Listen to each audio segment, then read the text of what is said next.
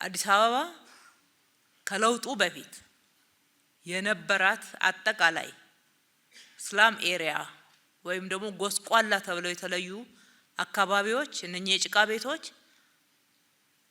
አጠቃላይ ከከተማዋ 74 እጅ ይዛሉ። ይሄ ጥናት ነው። 74 እጅ ከ74 አሁን ስንት አድርሰናል? ፕላን ልማት ኮሚሽን በደንብ ይሄንን እየተነተነ ሊያስረዳ ይገባል። 30 እጅ ላይ ደርሰናል። ከኛ ውጪ የሆኑ አካላት ያጠናሉ። እኛ በዛ ልክ ማጥናት መቻል አለብን። ልብ ብላችኋል። በ44 እጅ ዝቅ አድርገናል። በእነኛ 5 አመት ዋናው መሰረታዊ የተሰራው በእነኛ 5 አመታት ውስጥ ነው። ይሄ እኮ ተአምር ነው። እነኚህ የቀድሞ የወዳደቁ የቆሸሹ በላስቲክ በሽርፍራፊ ቆርቆሮች የተወጣጠሩ የጭቃ ቤቶች ያዘነበሉ አንዱ ሌላውን ደግፎ ያቆመ ሰፈር እኛ ባንቀየራቸው እኮ ራሳቸው እኮ ፈራርሰዋል።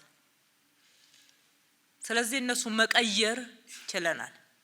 እነሱን ስንቀይር አንዳንዶቹን በመጠኑ በ2 በ3 ህንጻ ሰርተን ስንቀይር እዛው ሰፈራቸው የተወሰኑ ሰዎችን አንስተን ወይ ትምህርት ቤት ወይ መጠለያ እያቆየን ለ3 ለ4 ወር ሰርተን ያስገባናቸው። እንደምታውቁት የሰሞኑ የምርጫ ክርክር ዋናው ማዕከሉ ምን ስለሆነ ግልጽ ልንሆን እኩል ይገባልና ነው።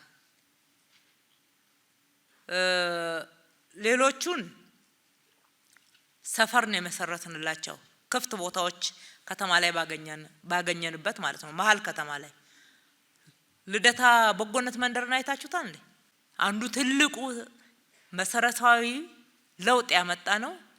ወንዞች ዳርቻ ላይ ያሉ ነዋሪዎችን እስከ ፍልውሃ ድረስ ያሉትን ልደታ ቤተክርስቲያን ጋር ያስገባ ነው። ክፍት ቦታ እዛ ስላገኘን እነኛን ረጃጅም ባለ 12 ወለል ህንጻዎች እዛ ነው የገነባ ነው። አሁን በቅርብ ደግሞ ባለ 9 ወለል ህንጻዎች በርከት አድርገን ጨምረናል። እዚህ 7 ደረጃ ላይ ቤቶች የሉንም እንዴ? 7 ደረጃ ላይ አፍንጮ በር መሀል መርካቶ ላይ በጎነት መንደር አልመሰረትንም እንዴ? እነ ገብስ ተራ ማለት ነው። አዲስ ከተማዎች ብቻ ናቸው የሚያውቁት እሱን እንዳትሉኝ። በየሰፈሩ በየክፍለ ከተማው በርካታ ቤቶች ተሰርተዋል። እነኚህ 46000 ቤቶች የተቀየሩት ይሄንን የሚመጣጠኑ የወዳደቁ የቀበሌ ቤቶች ናቸው። አንዳንዶቹ አንድ ቤት አንስተን ብዙ ቤትም የገነባንበት ነው። እዚህ ቦሌ ጎላጎል አካባቢ ብትሄዱ የተሰሩ ቤቶች የተወሰኑ ሰፋፊ ቀበሌ ቤቶችን አንስተን ለብዙዎች እንደሚበቃ ተደርገው የተሰሩ ናቸው። እንደዚህ በአንድ ጊዜ ከ1000 በላይ ነዋሪዎች የተነሱበት አካባቢ ደግሞ እንደዛ ማድረግ አልቻልንም። ሰፋ ያለ መሬት ያለበት አካባቢ ፍለጋ መሄድ ግድ ነበረ። ለምሳሌ የፒያሳን ነዋሪ ያስገባነው ኃይሌ ጋርመንት አካባቢ ነው። ላፍቶ 2000 የሚባለው ሰፈር መሀል ከተማነቱ ምንም የሚያጠራጥር አይደለም። ቢሆንም ግን ለምን ፒያሳ ላይ አልተሰራም ተመልሶ የሚባል ከሆነ እንዴ ይሄን ሁሉ ነዋሪ የት እናስቀምጠዋለን? ቀድመን ሌላ ቦታ ቤት ካልሰራን ቀድመን ሌላ ቦታ ቤት ሰርተን ወደ ቤት ነው ያስገባናቸው። የወጡበት ቤት ይባል ነበር ወይ ነው ዋናው ጥያቄ። ቤት ነበር ወይ? ያለ ውሃ፣ ያለ ማብሰያ፣ ያለ ፍሳሽ መስመር፣ በቂ ጣሪያ እንኳን ሳይኖረው ሰው ቆጥ ላይ እየኖረ በጥገኝነት አንዱ ላይ እየለጣጠፈ እየኖረ እሳት አደጋ ሲነሳ ያን ሁሉ ሰው እየፈጀ የሚወዳደር አይደለም። እነሱ ነዋሪዎቹ ደስ የሚለኝ ነገር ነዋሪዎቹ አያወዳድሩትም። የሰራነው ለነሱ ነው። እነሱ ከገባቸው ይበቃናል። እኛ ደግሞ ዋናው የተነሳንበትን አላማ ከፈጸምን ማለት ነው። ስለዚህ አዲስ አበባ እንደ ስሟ ውብ እናደርጋታለን ስንል ሻንቲ ሰፈሮችን በ44 እጅ ቀንሰናል ማለት ነው። አለበለዚያ አዲስ አበባ የዓለም 3ኛዋ የዲፕሎማሲ ማዕከል አፍሪካ ወንድሞች እህቶቻችን ዋና ከተማችን የሚሉባት ይሄ አሁን በገቢ በከፍተኛ ሁኔታ ሀገራችን እያነቃቀ ያለው ቱሪዝም እየመጣ እየጎረፈ ያለበት ሁኔታ አይታሰብም። ሻንቲ ውስጥ የአፍሪካ ህብረት ይውጣ የተባለው ሻንቲ ነው፣ አዲስ አበባ ቆሻሻ ናት ብለው እኮ ነው የከሰሱን። ይሄ ማለት ቤቶችን መቀየር ብቻ አይደለም፣ አካባቢን ጭምር ነው የቀየርነው። አካባቢን ወደ ሰው ልጅ መኖሪያ፣ የሰውን ክብር የሚመጥን፣ ህፃናት ቦርቀው የሚያድጉባት፣ ወጣ ብለው ኳስ የሚጫወቱባት፣ ማህበራዊ መስተጋብር የሚጠናከርበት፣ ዘመናዊ አኗኗር ዘይቤ ልምምድ የተደረገበት፣ መሬት ላይ ያለው መሬት ጠበበኝ ያለው ጭቅጭቅ እየቀነሰ ወደ ላይ እየገነባን ሰው በጋራ መኖርን በከፍተኛ ሁኔታ የተለማመደበት ነው። እና የሰራነው ስራ ማንም ሊያጣጥለው የሚችለው አይደለም።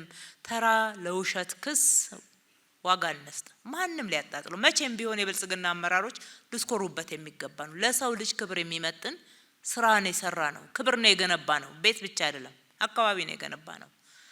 ምን ነው ሰው ከፒያሳ እጣ ወጥቶለት ቱሉ ዲምቱ ሲሄድ የዛሬ 20 ዓመት አካባቢ እየጨፈረ ብር አዋጥቶ እየደገሰ ሄዶል እንደ ሸኛው ሱኮ ቤት አገኘ እሷ ቤት አገኘች እየተባለ ማለት ነው።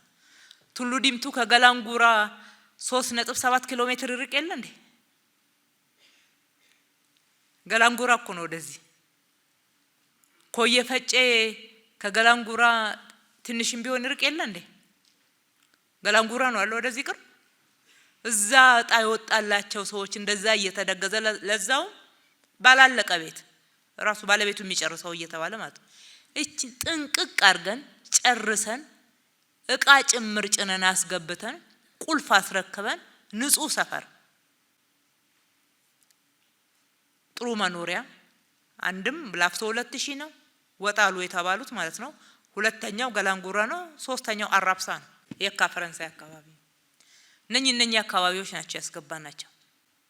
ከነኛ አካባቢ ርቀው ያሉ ቦታዎች ላይ ሲገባ ግን እጣ ሲወጣለት ለዛውም ቆጥቦ በገዛ ገንዘቡ ማለት ነው ቆጥቦ ጥንቅቅ ባላለ ቤት እጣ ሲወጣለት ከበርቻቻ ጨፋራ ነው። እኛ ስላረግነው ነው ዝቅ የሚለው ቁልፍ ስላስረከብን ጠርተን። አንድ ሁለተኛ እነሱ ለምንድን ነው ለገጣፎ ድረስ ቤት ገዝተው የሚሄዱት? ካንትሪ ክለብ መሀል አዲስ አበባ ነው እንዴ ለገጣፎ?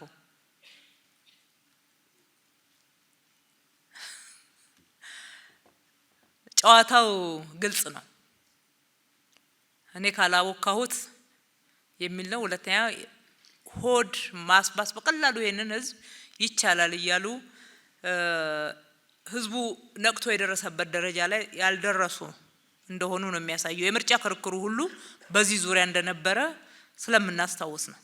በዚህ ዙሪያ ከሳሽ ብቅ ስላለ አዲስ አበባዎች የሰራችሁትን ስራ ቅንጣት ያክል በፈጣሪም በሰውም ዘንድ የተጣለብንን ኃላፊነት ጥርሳችንን ነክሰን በንጹህ በታማኝነት ተወተነዋል።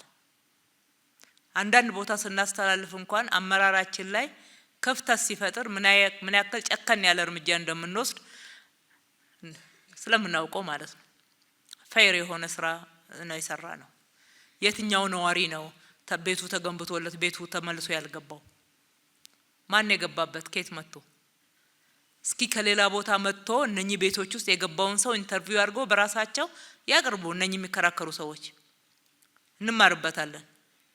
ስለሌለ ሙሉ ኮንፊደንስ አለን። እኛ አላማችንም ማገልገል ነው። አዲስ አበባን ውብ አበባ እናስመስላታለን ስንል ማሳያዎቹ የገጽታዋ ሻንቲ ከ74 ወደ 30 መውረዱ ነው።